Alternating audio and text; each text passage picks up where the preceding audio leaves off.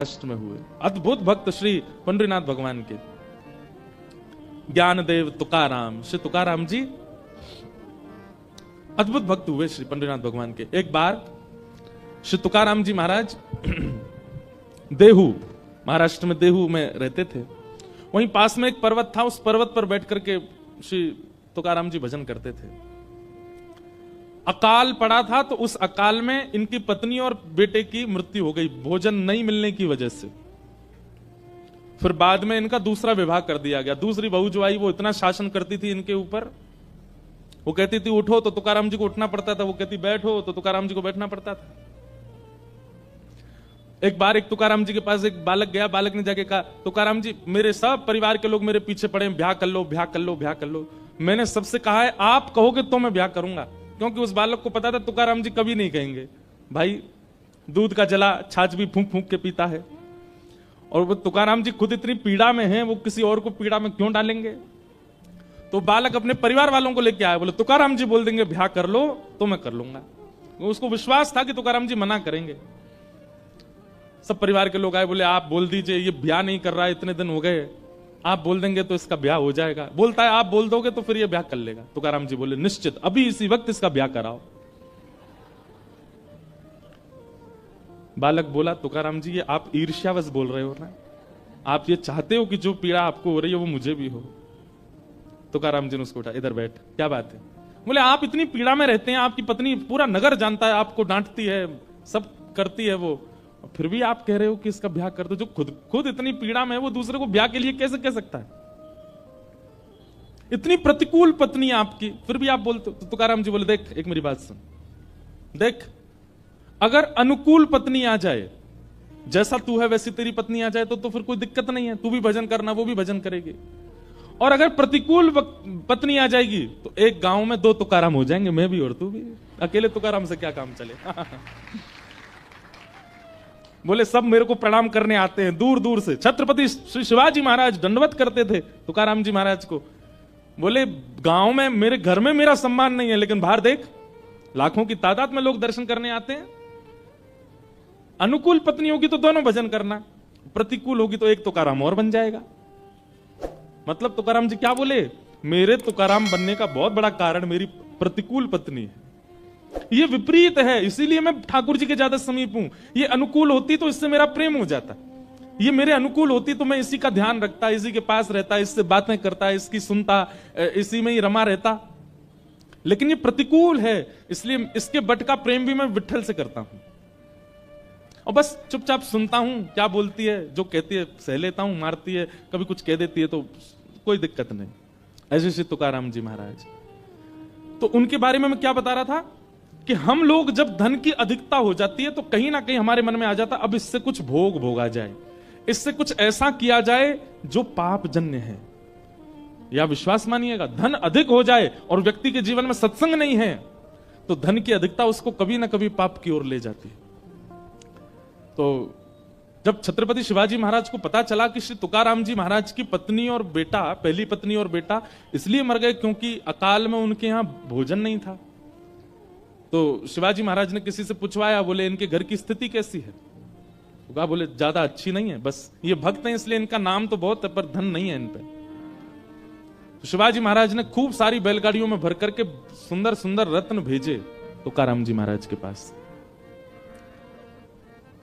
मंत्री आया और मंत्री ने आकर के कहा, बोले महाराज छत्रपति शिवाजी महाराज ने आपके लिए कुछ भेंट भेजी है।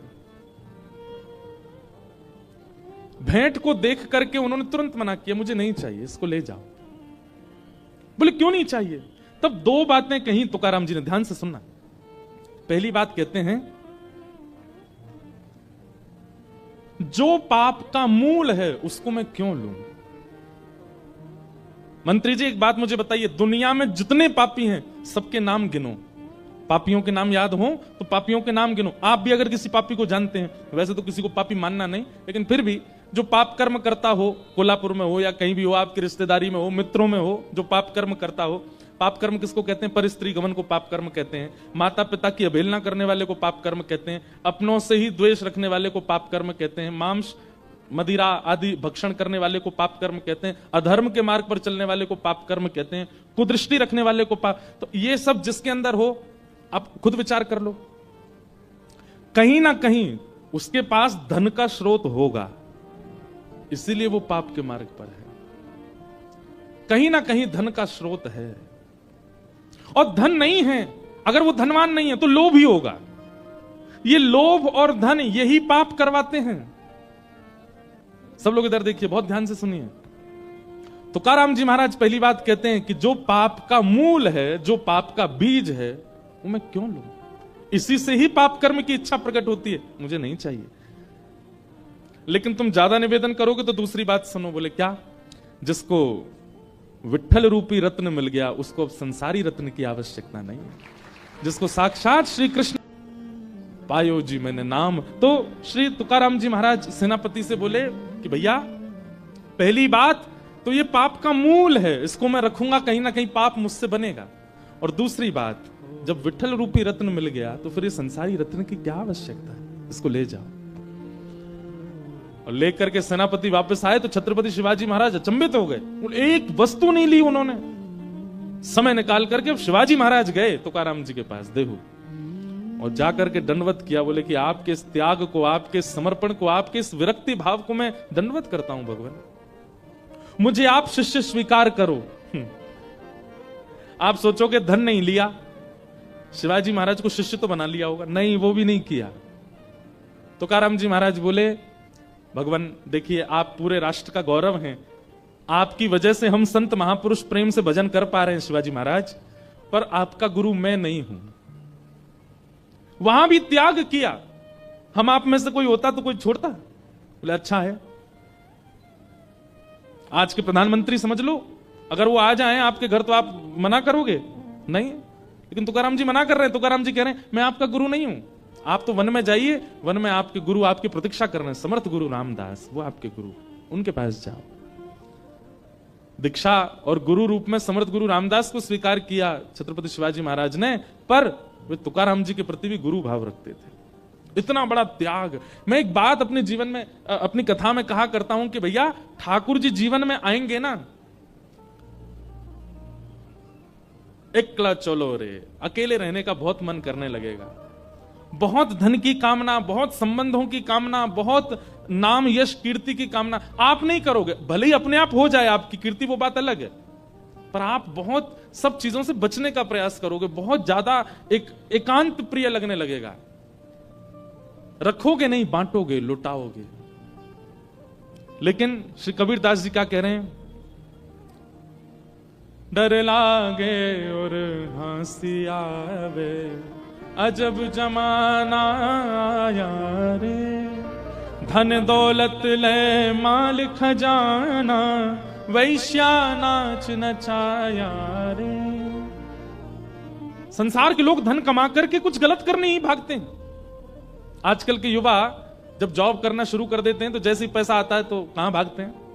मनाली जाएंगे, गोवा जाएंगे, कसौल एक जगह है हिमाचल में, वहां जाते हैं। हम तो उत्तर भारत में ही रहते हैं तो हमको तो पता है कहां कहां जाते हैं। उनसे कहो जगन्नाथपुरी चले जाओ, वहां तो कुछ मिलेगा ही नहीं।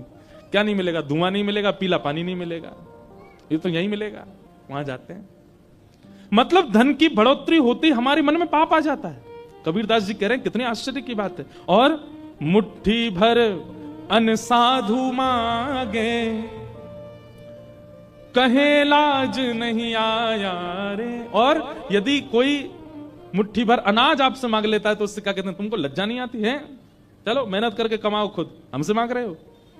वहां पर ये सारे दूषित काम करना धन से, उसमें हमको लज्जा नहीं होती। लेकिन किसी में दान पुण्य करना हो, संत महात्माओं को, आपको हम कहां तक बता दें, आप लोग आश्चर्य करोगे। हम तो कोई साधु नहीं है, कोई महात्मा नहीं है, संत नहीं है, हम आप सबकी तरह ही, हम भी गृहस्थी हैं, पर कथा करते हैं इसलिए लोग हमको बाबा जी बोल देते कई जगह। लोगों को लगता है इनमें कोई मंत्र शक्ति होगी, धीरे से कान में बोल देते हैं, ये जो प्रणाम कर रहे हैं ना, इनको एक बेटा हो जाए। अरे तो भाई हम पे, हमको कौन है, हम आशीर्वाद दे दो, आप इसका काम बन जाए। बालक आएंगे, कल हमारा एग्जाम है, हम पास हो जाएं। बताओ कैसी बात करते हैं आप। परिश्रम करिए, कर लीजिए, जो आपको चाहिए वो सब मिल जाएगा। पर फिर भी कई लोग सोचते हैं कि ये कोई साधु महात्मा है, फ्लाइट में अगर हम चले जाते हैं ना, तो हम तो ऐसे ही जाते हैं। फ्लाइट वाले अब तो नहीं, पर अब तो जानने लग गए हैं, अब तो सब रील्स वगैरह देखते रहते हैं, अब तो सब जगह पहचान वाले बहुत मिल जाते हैं। पहले की बात बता रहा हूं, जब जानते नहीं थे ना, तो धोती वाला जैसे हवाई जहाज में चढ़ता उसको देख के उनको यूं लगता है ट्रेन नहीं थी क्या, हवाई जहाज में आ रहे हैं। मतलब हवाई जहाज में केवल सूट वूट वाले ही जाते हैं, धोती वाला नहीं जा सकता। कभी कभी अच्छी वाली टिकट होती है ना बिजनेस क्लास में, वो हो जाती है, कई लोग कर देते हैं। अब तो लाल जी रहते हैं हमारे साथ, तो जहां जाते हैं हम पहले बोल देते हैं भैया लाल जी आ रहे हैं, कर दो। तो बिजनेस क्लास में देख करके कई लोग हंस जाते हैं। एयरपोर्ट पर बिजनेस क्लास का काउंटर अलग होता है, वहां अगर आप चले जाओ तो उधर है इकोनॉमी। अरे भाई टिकट तो देख ले, बिजनेस क्लास सही है। क्यों? धोती के प्रति ऐसा भाव। कितना अजब जमाना है। केवल हम वेशभूषा से ये अनुमान लगा लेते हैं कि ये व्यक्ति तो सामान्य है। बेचारा ट्रेन में भी 10 जगह से इकट्ठा करके तब टिकट बनवा के जा रहा होगा। ऐसी भावना रखते हैं महात्माओं के प्रति, साधुओं के प्रति, ब्राह्मणों के प्रति। कितना दुर्भाग्य है हमारा। डर लागे, आज से 500 साल पहले कबीरदास जी लिख के चले गए वो बात जो आज घट रही है। डर लागे और हंसी आवे, अजब जमाना यारे। यहां पर फटी जींस पहनने वाले को फैशनेबल कहा जाता, धोती पहनने वाले को ओल्ड फैशन कहा जाता है। लेकिन हम तो फिर भी भैया बड़े प्रसन्नता से घूमते हैं। व्यक्ति तैयार क्यों होता है? कि लोग उसको देखें, इसलिए तैयार होता है। महंगी कपड़े क्यों पहनता है? कि लोग उसको देखें। आप चलो बढ़िया 5-10 हजार के कपड़े पहन के, हम चल रहे हैं 300 रुपया की कुर्ता धोती पहन के, देखते हैं दोनों में से किसको ज्यादा देखते हैं लोग। हमको ही देखेंगे, हम पे ही दृष्टि जाएगी सबकी। भले ही आजकल तो जान पहचान से देखने लग जाएं, लेकिन वैसे भी रूप वेशभूषा से देखने लगेंगे। वो कुछ अलग है, कुछ इनका अद्भुत है। एक बात कह दें हम, 15 अगस्त को स्वतंत्रता दिवस मनाने का अधिकार केवल उसका है जो धोती पहनता है, क्योंकि आज तक उसने अपनी वेशभूषा का त्याग नहीं किया।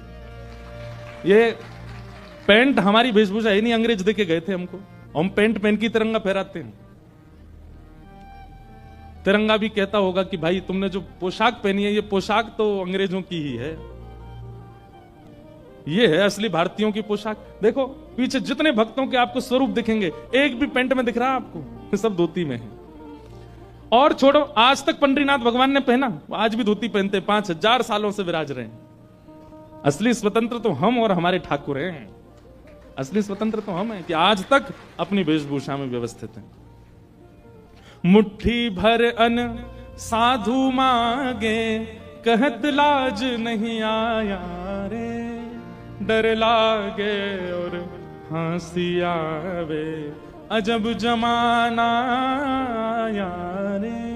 कल ये प्रसंग हमको वो पुरंदर दास के प्रसंग में हमको सुनाना था। जब भगवान मांगने के लिए आए उसके यहाँ, तो वो कहने ऐसे चले आए, तन पे नहीं लगता, चल दिए कलकत्ता। तब ये गाना था, पर तब हमने कहा था कि बाद में याद दिलाना। आपने लास्ट में याद दिलाया, आज शुरुआत में ही गा रहे हैं। और क्या कह रहे हैं कबीरदास? कथा होत, सुनिएगा, कथा होत तहां श्रोता सोवे। हमारी कथा में कोई नहीं सोता, ये तो हम पे बड़ी कृपा है। पहले सोते थे, आजकल नहीं सोते हैं। आजकल तो हम इतनी जोर से बोलते हैं और दूसरा नजर घुमाते रहते हैं, तो लोग बाग सो नहीं पाते। फिर भी दुक्का इक्का कोई ऐसा कोने में सो जाता है। कथा होत तहां श्रोता सोवे, वक्ता मूड पछाया रे। डर लागे और हंसी आवे, अजब जमाना यारे। कथा में तो नींद आने लगती है। कथा में तो यूं लगने लगता अभी हम पे ये काम है, करना है। कथा में कई लोग व्यसनी बैठते हैं। व्यसनी, कई लोगों को चाय का व्यसन होता है, कई लोगों को बीड़ी का व्यसन होता है। वो व्यसनी व्यक्ति ऐसी जगह बैठता है जहां से एग्जिट पास हो, नेक्स्ट समय मिले तो जाके कुछ व्यसन कर आऊं। लेकिन होए जहां कहीं स्वांग तमाशा, होए जहां कहीं स्वांग तमाशा, तनिक ना नींद सताया रे। यहीं बाहर अभी कोई तमाशा हो जाए, कोई स्वांग हो, कोई संसारी कुछ होने लग जाए, एक पल की नींद नहीं आएगी, कथा में नींद आने लगती है। डर लागे और हंसी आवे, अजब जमाना आया रे। और भांग तंबाकू सुल्फा गांजा, भांग तंबाकू सुल्फा गांजा, मांस खूब उड़ाया रे, मांस खूब उड़ाया रे। भांग खाएंगे, तंबाकू खाएंगे, दुनिया भर के धुआं निकालने के आजकल तो नए नए फ्लेवर आ गए हैं, फ्लेवर्ड धुआं निकालते हैं अब लोग, अलग प्रकार। नेक नेक आगे खिसक जाओ थोड़े थोड़े, यानी बैरिकेटिंग तोड़ के नहीं, पीछे वाले नेक नेक आगे आ जाओ, थोड़ी थोड़ी जगह हो जाए। लेकिन रोज कह दिया जाए कि सुबह अपने ठाकुर जी का चरणामृत लिया करो, उसका नियम नहीं बना पाते। आप कभी बीड़ी पीने वाले, सिगरेट पीने वाले को देखो, नियम से पीता है, सुबह उठते ही पिएगा, भोजन के बाद फिर पिएगा, दोपहर में फिर पिएगा, शाम को फिर पिएगा, रात में सोने से पहले फिर पिएगा। नियम, उसको कोई बताना नहीं पड़ता, वो नियम से, और खत्म हो जाती, खुद खरीद नहीं जाता, किसी से मंगाता भी नहीं है, नियम से पीता है। लेकिन हरि चरणामृत नैन धारे, हरि चरणामृत नैन, रोज उसको कहें, गुरुजन कहते हैं कि भाई ठाकुर जी का चरणामृत रोज पान किया करो। ऑफिस आए, चरणामृत लिया था, बहुत देर हो रही थी, जल्दी में भाग लिया मैं, तो वो इतना भारी लग जाता है, 2 बूंद हरि चरणामृत का इतना भारी लगता है कि उसका नियम नहीं बना पाते हम लोग। हरि चरणामृत नैम न धारे, हरि चरणामृत नैम न धारे, महुआ चाखन आया रे। ये मध्य प्रदेश में एक वो होती है, एक फल होता महुआ, उससे शराब बनती है। हरि चरणामृत। अच्छा एक बात बोलूं, आपको बुरा नहीं मानना, महाराष्ट्र में मैं जब घूमता हूं ना, तो मैं देखता रहता हूं दुकानों के ऊपर जो नाम बड़े सुंदर भगवान के नाम पे यहां पे नाम रखते हैं, अमृत तुल्य चाह। सारी चायों की दुकान यही होंगे, अमृत तुल्य। और एक जगह तो मेरा सिर घूम गया, एक बार का नाम था हरि चरणामृत। मैंने कहा वाह भैया, सोम रस हरि चरणामृत और जाने क्या क्या। वैसे अभी मन में ऐसा भाव आया कि एक कोई ऐसी, वैसे वो दुकान चलेगी नहीं, लेकिन कभी किसी ने विचार किया एक ऐसी दुकान खोली गई, वहां क्या है, बोले केवल इस नगर में जितने मंदिर हैं वहां के सारे चरणामृत इकट्ठे करके वो दिए जा रहे हैं लोगों को।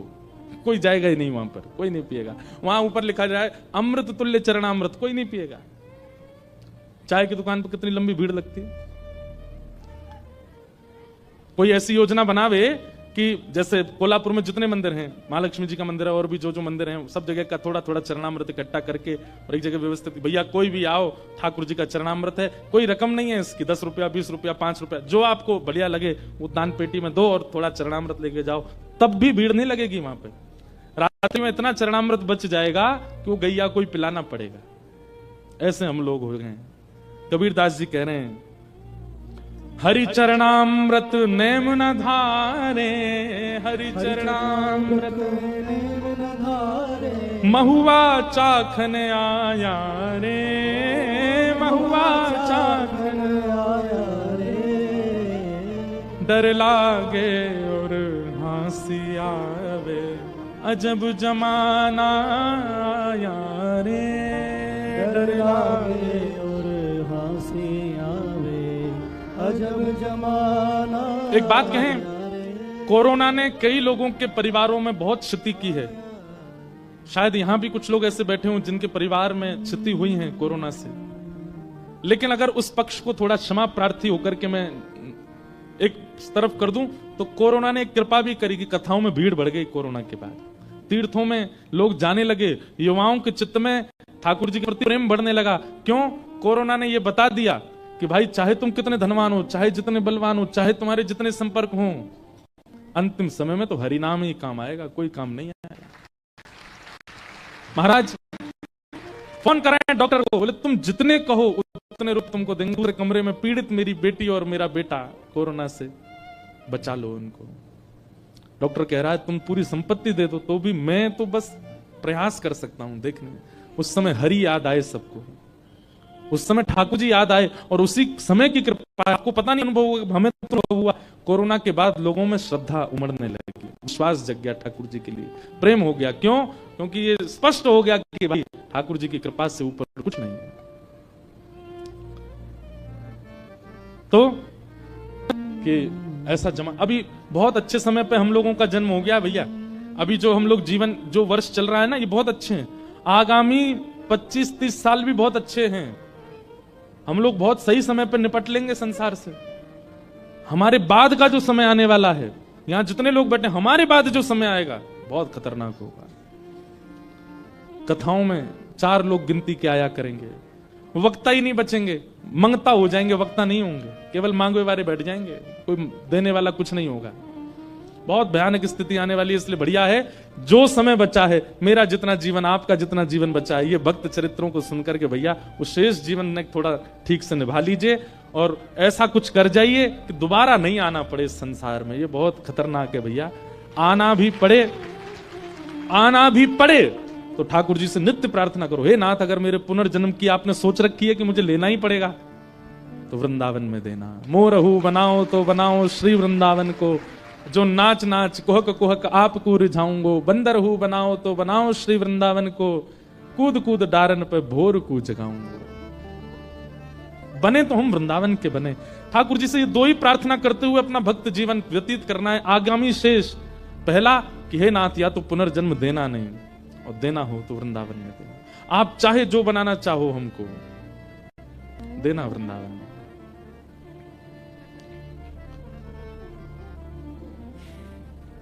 ऐसे भाव से कथाएं श्रवण कीजिए। भगवान पंडरीनाथ के परम वैष्णव भक्त हुए चोखा मेला। आप अयोनिज थे। अयोनिज का मतलब होता है आपका जन्म माता पिता से नहीं हुआ था। वैसे तो चोखा मेला जी का ऐसा भाव बताया जाता है कि आप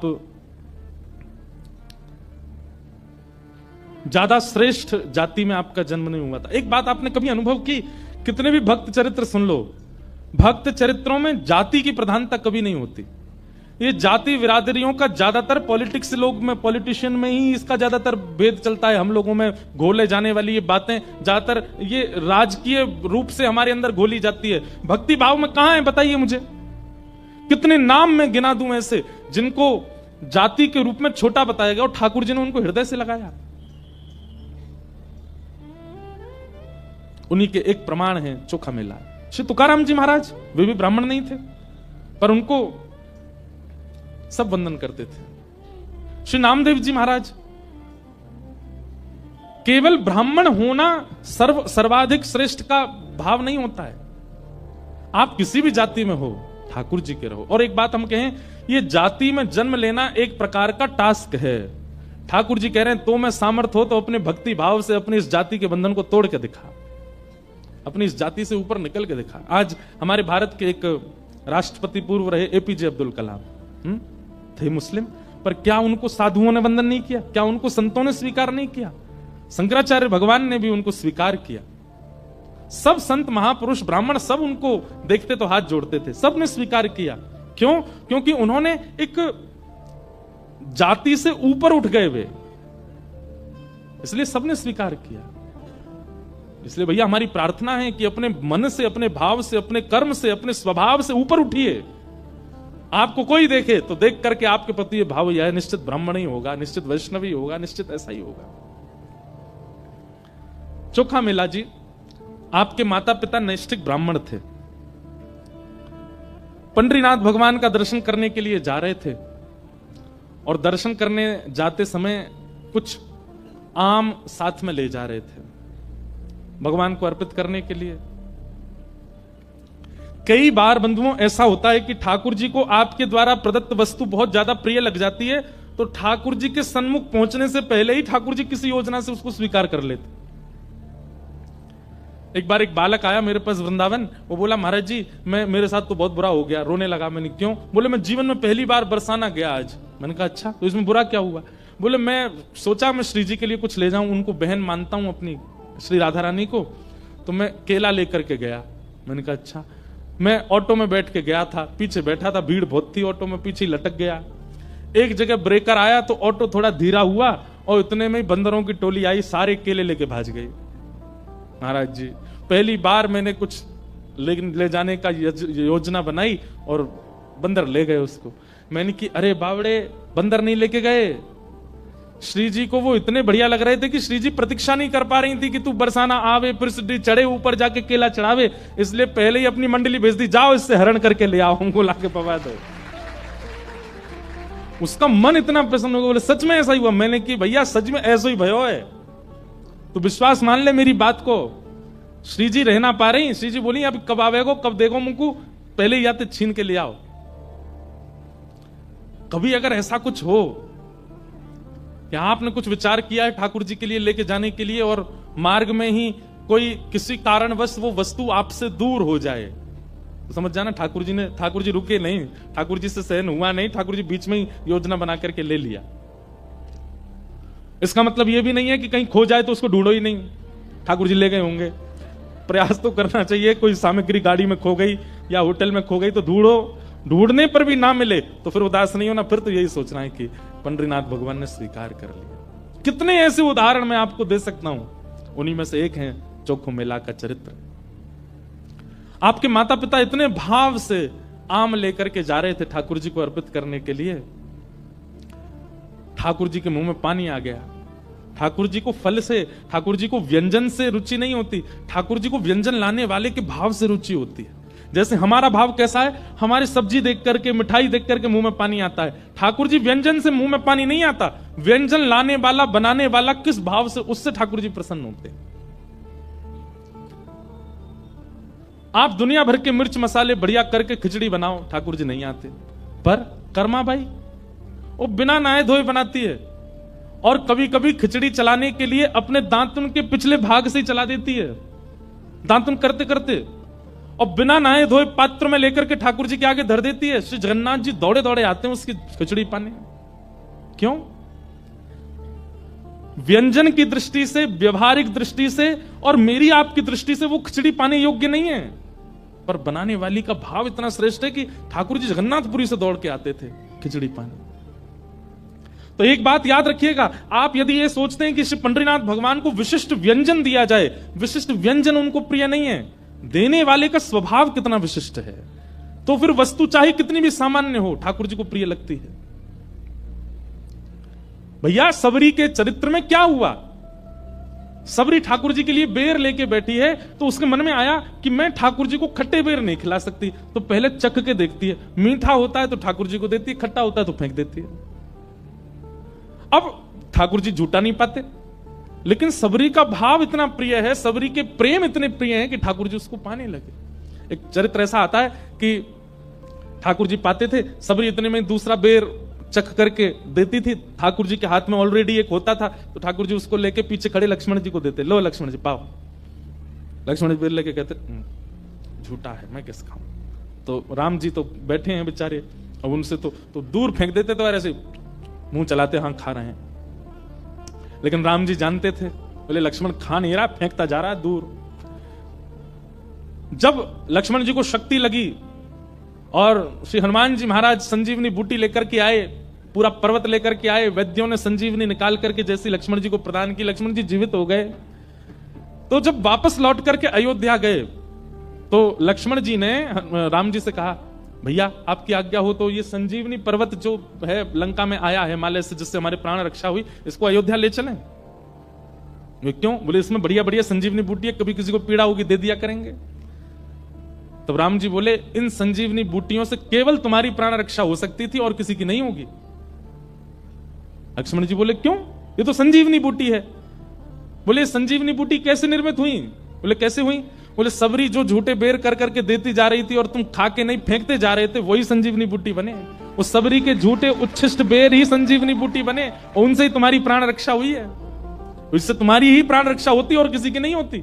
भाई राम रावण युद्ध में तो लंका में इतने सारे राक्षस भी मारे गए, स्वयं रावण भी मारा गया, संजीवनी पर्वत तो वहीं था, लाके बूटी कोई दे देता उनको, बच जाते वे लोग भी।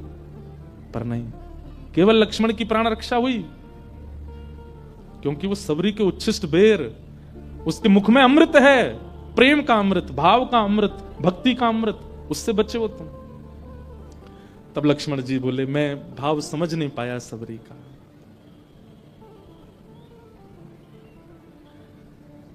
तो व्यंजन प्रिय नहीं है ठाकुर जी को, व्यंजन लाने वाला, बनाने वाले का भाव प्रिय है। तो चोखा मेला जी के जो माता पिता थे वो आम लेकर के जा रहे थे ठाकुर जी के लिए। ठाकुर जी से रहा नहीं गया, कब आएंगे कब पवाएंगे, बीच रास्ता में ही दौड़े ठाकुर जी, और एक ब्राह्मण का, विप्र का, साधु का रूप धारण कर लिया। और जैसे वो दंपति आगे से निकले, ठाकुर जी हाथ पसार के बोले, हमें बहुत जोर की भूख लगी है, आपके पास कुछ हो तो हमको दे दो। पत्नी ने पति को देखा, पति बोला कि देखो